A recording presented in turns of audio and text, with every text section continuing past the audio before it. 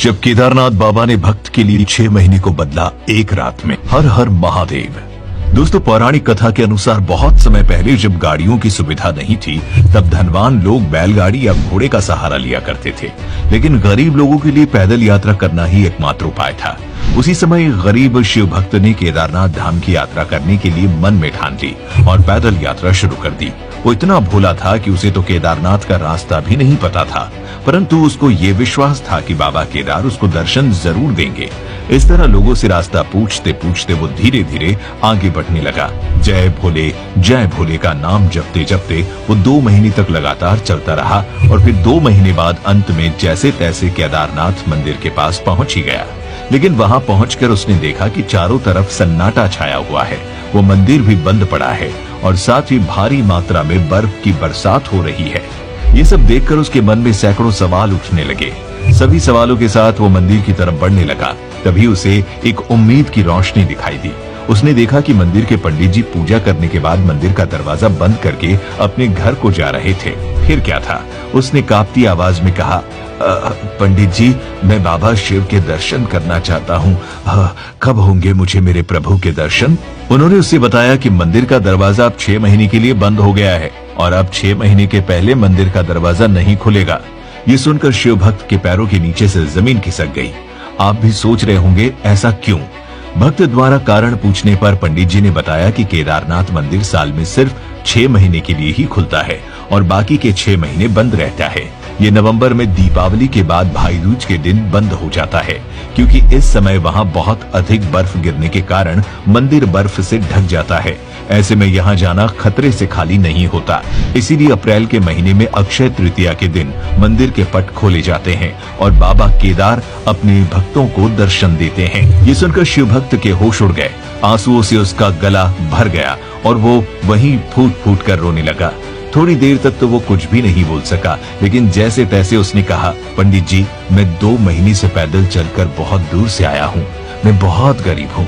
इस कड़ाके की ठंड में मैं कहाँ जाऊंगा?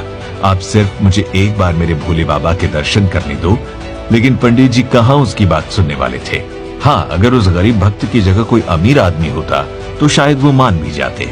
उल्टा उससे कहा कि या तो 6 महीने बाद आओ दर्शन के लिए, या फिर ये महीने के लिए यहीं रुक जाओ। इतना कहने के बाद पंडित जी ने अपना पल्ला झाड़ा और वहाँ से चले गए। फिर धीरे धीरे रात गहराने लगी और बर्फ भी गिर रही थी। ऊपर से पहाड़ों की ठंडी हवा मानो उसके शरीर को जगह जगह से तोड़ रही हो, लेकिन फिर भी उसने हार नहीं मानी। वो भगवान का ध्यान करते हुए बैठा रहा और मन में ठान लिया कि अब वो बाबा के दर्शन किए बिना वहाँ से हिलेगा भी नहीं। तभी उसे अंधेरे में एक रोशनी दिखाई दी। उसने देखा कि एक अघोरी बाबा उसके पास चले आ रहे हैं। पास आकर उन्होंने खाने के लिए उसे खाना दिया और कहा कि तुम थक गए होंगे, खाना खाकर सो जाओ। शिव भक्त सच में थक चुका था। खाना और आग की गर्मी मिलने के कारण उसे तेज से नींद आ गई और फिर वो गहरी नींद में सो गया।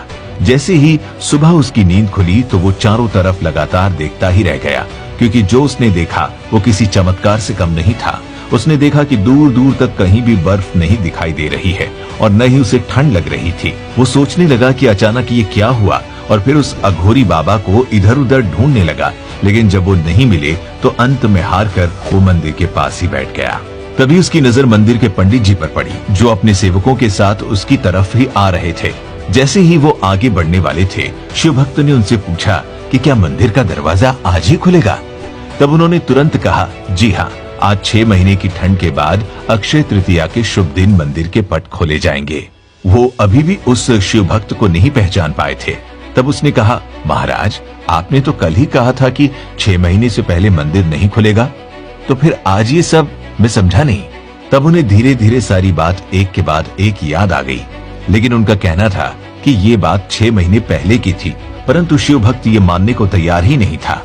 फिर दूसरी तरफ जब पुजारी जी के दिमाग में बाबा केदार जी के चमत्कार से जुड़ी बातें घूमने लगी, तब उन्होंने भक्त से कहा कि कल जो भी उसके साथ हुआ वो उसके बारे में सब बताएं, और शिव भक्त ने ऐसा ही किया। उसने सारी बात एक एक करके बता दी। रात की बात जानने के बाद सभी की आंखें भर आई। सब कुछ सुनने के बाद रोती हुई आवाज में पंडित जी ने पूछा, कैसे दिखते थे वो अघोरी बाबा? उसके बाद उस गरीब भक्त ने अपनी आंखें बंद की और कहा, एकदम अघोरियों की तरह, पूरी तरह से बैरागी, शरीर पर शेर की छाल लपेटे हुए, हाथ में त्रिशूल, भस्म लगा हुआ शरीर और रुद्राक्ष की बहुत सी मालाएं लपेटे हुए थे वो बाबा। बस इतना सुनते ही पुजारी जी और उनके सभी साथी हर हर महादेव कहते हुए उस शिव भक्त के चरणों में गिर पड़े। उस दौरान किसी के भी आंसू नहीं रुक रहे थे। फिर उस गरीब शिव भक्त के पैरों को पकड़कर पुजारी जी ने उससे कहा, हे शिव भक्त, तुम धन्य हो। तुम्हारे पास मंदिर से निकलकर स्वयं बाबा केदार आए थे और उन्होंने अपनी योग माया से तुम्हारे 6 महीने को 1 रात में बदल दिया, अर्थात कालखंड को छोटा कर दिया। क्योंकि शास्त्रों में भी बताया गया है कि समय में बदलाव करने की शक्ति सिर्फ महादेव के पास है और वो अपने सच्चे भक्तों के लिए समय को भी आगे बढ़ा सकते हैं। जैसे कि बाबा केदार ने उस गरीब शिव भक्त के 6 महीने के इंतजार को 1 दिन में बदल दिया और इस तरह से बदला कि भक्त को कुछ पता भी नहीं चला। वो सोया था नवंबर की रात में और उठा अप्रैल की सुबह। ऐसी ही है महादेव की कृपा, जो अपने सच्चे भक्तों का दुख हर हाल में हर लेते हैं और उन्हें साक्षात दर्शन भी देते हैं। यही कारण है कि बाबा केदारनाथ ज्योतिर्लिंग को जागृत महादेव भी कहा जाता है, क्योंकि जो भी भक्त बाबा केदार को भजता है उसकी रक्षा करने भगवान सबसे पहले आते हैं।